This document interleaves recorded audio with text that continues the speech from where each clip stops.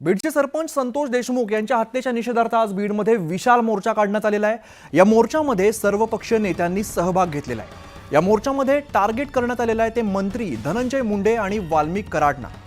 संतोष देशमुख हत्या प्रकरणी वाल्मिक कराड यांचं नाव चर्चेमध्ये आहे। कराड धनंजय मुंडेंचे जवळचे असल्यामुळे मुंडे त्यांना वाचवत असल्याचा आरोप यावेळेला करण्यात येतोय।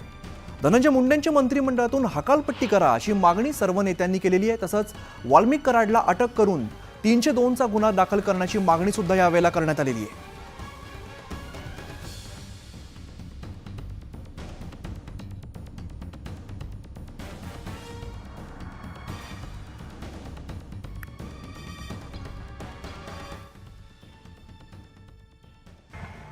मुख्यमंत्री महोदय आणि प्रामुख्याने अजितदादांना सुद्धा सांगेल, तुमच्या पक्षाचे प्रमुख जे तुम्ही आले तुमचं मोठेपण आहे तुम्ही आला, पण अजितदादांना सुद्धा सांगायला तुम्ही आयुष्यभर परखडपणाने बोलतो का? मी माझी काम करण्याची पद्धत ही आहे, पण काम करण्याची पद्धत तुमची तशी असेल परखडपणाने।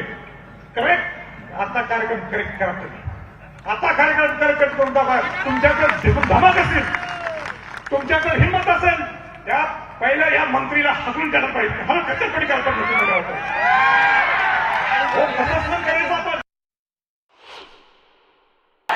आणि ही आदरणीय धनंजय मुंडे साहेब, तुम्हाला या मंत्रिमंडळात राहायचा नैतिकतेचा अधिकार नाही। तुम्हाला जर खऱ्या अर्थाने या बीड जिल्ह्याला न्याय द्यायचा असाल आणि तुम्ही जर खरंच सत्यवादी असाल, या बीड जिल्ह्याच्या मातीमध्ये तुमचा जन्म झाला असाल, तर तुम्ही बीड जिल्ह्याच्या जनतेला सांगून द्या, फेकतो राजीनामा आणि चौकशीला सामोरं जातो। का करत नाही तुम्ही? तुम्हाला कशाला पद पाहिजे? आमचे मुर्दे पडायला, आम्हाला मारायला? सभागृहातही बोललो होतो आणि आजही बोलतोय, आका बिका काय नाही। आकाचा बाप कोण आहे? कोण आहे?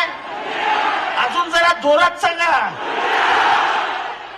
एवढी जनता सांगते तरी आपण नाव नाही घेत। अहो, एवढ्या जनतेला माहिती आहे आकाचा बाप कोण आहे, तर त्याला मंत्रिमंडळात ठेवलाय कशाला? त्याला मंत्रिमंडळात पहिला आखला। लोकांकडून ही मागणी आली की ह्यांना, ह्या वाल्मिक अण्णांना संरक्षण हे जे आहे धनंजय मुंडे साहेबांचं आहे। एक तर या केसमध्ये 302 मध्ये खटका रस्त्यांमध्ये त्याचं नाव आलं पाहिजे, वाल्मिक कराडला अटक झाली पाहिजे, ही केस अंडर ट्रायल चालली पाहिजे, ही फास्ट ट्रॅकवर चालतात म्हणून सरकारने जाहीर केलंय, तोपर्यंत धनंजय मुंडे साहेबांचा राजीनामा घेतला पाहिजे। धनंजय मुंडे जोपर्यंत हा निकाल लागत नाही, तोपर्यंत मंत्रिमंडळामधून अजितदादा पवारांनी त्यांना हाकलून काढलं पाहिजे। आणि ज्या अजितदादा पवारांनी त्या परिवाराला भेट दिली, एक माणुसकी म्हणून त्यांना खातं वाटप देणं गरजेचं नव्हतं, पण ते झालं। या सर्व गोष्टीला ज्यांनी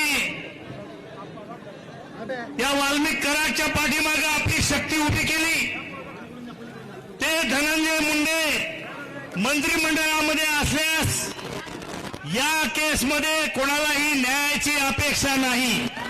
आणि म्हणून या निमित्तानं मी मुख्यमंत्री आणि अजितदादांना विनंती करतो की या केसचा निकाल जोपर्यंत आरोपीला फाशी होत नाही, तोपर्यंत त्यांचं मंत्रिपद काढून घ्यावं। एक निपक्षपातीपणे हा तपास झाला पाहिजे। तर आमदार सुरेश धस यांनी पंकजा मुंडेंना सुद्धा सवाल केलेले आहेत। पंकुताई, तुम्ही 12 डिसेंबरला विमानतळावरती उतरला, लोकनेते गोपीनाथ मुंडे साहेबांची जयंती होती, पण वाकडी वाट करून तुम्ही संतोष देशमुखांच्या घरी का नाही गेला, असा सवाल आमदार सुरेश धस यांनी पंकजा मुंडेंना केलेला आहे। तर पंकजाताई, तुम्हाला चांगले लोक चालत नाहीत, तुम्हाला जी हुजरी करणारे लोक हवे आहेत। 2019 मध्ये पंकजाताई तुम्ही होतात, तुम्ही का रोखलं नाही, असा सवाल सुद्धा उपस्थित केलेला आहे, त्यांच्यावरती निशाणा साधलेला आहे। तर प्रकाश सोळंके यांनी सुद्धा पंकजा मुंडेंवरती टीका केली आहे। याने जे माणसं चांगले आहेत पंकुताई, तुम्हाला माणसं जमत नाहीत, तुम्हाला असे पाहिजे जे हुजूर जे हुजूर. आमची औलाद जे हुजूर करणारे नाही, आमची औलाद स्वाभिमानी औलाद आहे, तुमच्या पुढे जे हुजूर करणार नाही, आजपर्यंत केला नाही आणि उद्या बी कराच करणार नाही. भले राजकारणात बाजूला जाऊ, परंतु पंकुताई तुम्ही जसं यायला पाहिजे होतं तुम्ही आल्या नाही, चुकलात. याचं उत्तर द्या, काय असेल देऊ वाटलं तर द्या, नाही तर अपेक्षा मी नाही. माझा सवाल आहे आमच्या पंकुताईंना. पंकुताई, मला सवाल आहे तुमचा. संभाजीनगरला तुम्ही एअरपोर्टवर उतरला, 12 तारखेला तुम्हाला 12 डिसेंबर ही गोपीनाथजी मुंडे साहेब यांची जयंतीचा दिवस आहे. मान्य करतो मी, तुम्हाला जायचं होतं तिकडं, पण वाकडे वाट करून तुम्ही संतोषच्या घरी का गेला नाही? का नाही गेला हा सवाल आहे माझा. तुम्ही का गेला नाही? गेल्या 5 वर्षामध्ये 4 वर्ष धनंजय मुंडे या जिल्ह्याचे पालकमंत्री होते. या ठिकाणी पंकजाताईंनी सांगितलं की या धनंजय मुंडेंनी आपलं पालकमंत्री पद भाड्याने दिलं. कोणाला दिलं? वाल्मिक कराडला दिलं. तर बीड सरपंच देशमुख हत्या प्रकरणातील 3 आरोपींची हत्या करण्यात आली असल्याचा दावा अंजली दमानी यांनी केलेला आहे. याबाबत आपल्याला एक व्हॉइस मेसेज काल आला होता, असा दावा सुद्धा त्यांनी केलेला आहे. दमानी यांनी देशमुख कुटुंबियांची यावेळेला भेट घेतली. न्याय मिळेपर्यंत आपण त्यांच्या पाठीशी उभं राहणार असल्याचं दमानी यांनी स्पष्ट केलेलं आहे. मात्र आजचा मोर्चा हा राजकीय ड्रामा असून त्यामध्ये आपण सहभागी होणार नसल्याचं अंजली दमानी यांनी सांगितलंय.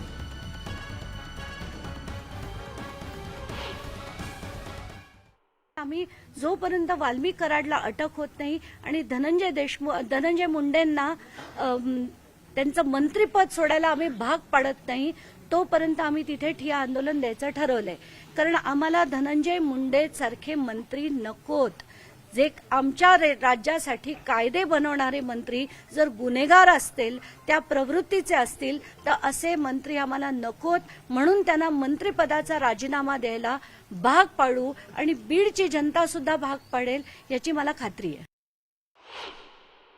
कसं आहे, रात्री 11:15 ते 11:30च्या मध्ये मला एका व्यक्तीने 2 माझे नॉर्मल कॉलवर केले आणि म्हणाले की तुम्ही व्हॉट्सअप कॉलवर या. व्हॉट्सअप कॉल माझे अननोन नंबरसाठी सायलेन्स असल्यामुळे मी त्यांना नुसतं टेक्स्ट केलं, तुमची माहिती जी आहे ती तुम्ही मला टेक्स्ट करा. त्याच्यावर त्यांनी मला व्हॉइस मेसेजेस टाकले आणि त्याच्यापैकी पहिले 2 मेसेजेस मी टाकल्या त्यांनी मी वाचलं. ब्लू टिक दिसल्याबरोबर त्यांनी ते डिलीट केले.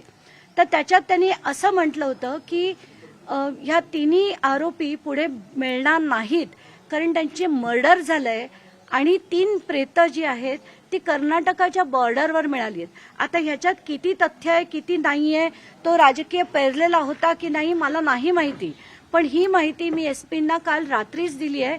त्याची चौकशी त्यांनी केली असेल. खरं त्याच्यात तथ्य आहे की नाही मला माहित नाही. पुढे याच्यावर कारवाई काय झाली मला माहित नाही. दरम्यान संजय शिरसाट यांनी अंजली दमानिया यांच्यावरती टीका केलेली आहे. अंजली दमानिया बोगस आरोप करत असतात. तुमच्याकडे माहिती असेल तर पोलिसांना द्या. हत्या झाली तर त्यांचे मृतदेह कुठे आहेत? सरकार तुमच्या पाठीशी उभं आहे. बेछूट आरोप करण्यामुळे सगळं बिघडतंय. आरोपींवरती कारवाई करताना कुणाचीही गैर केली जाणार नाही असं संजय शिरसाट म्हणालेले आहेत. अंजली दमाने बोगस आरोप करत असतील ते एवढी जर माहिती असेल तर असलेल्या पोलीस अधीक्षकाकडे दिली पाहिजे. तुम्ही काही बोलाल, मी सांगतो तिला दुबईला नेऊन टाकलं, मग काय ते झालं सत्य?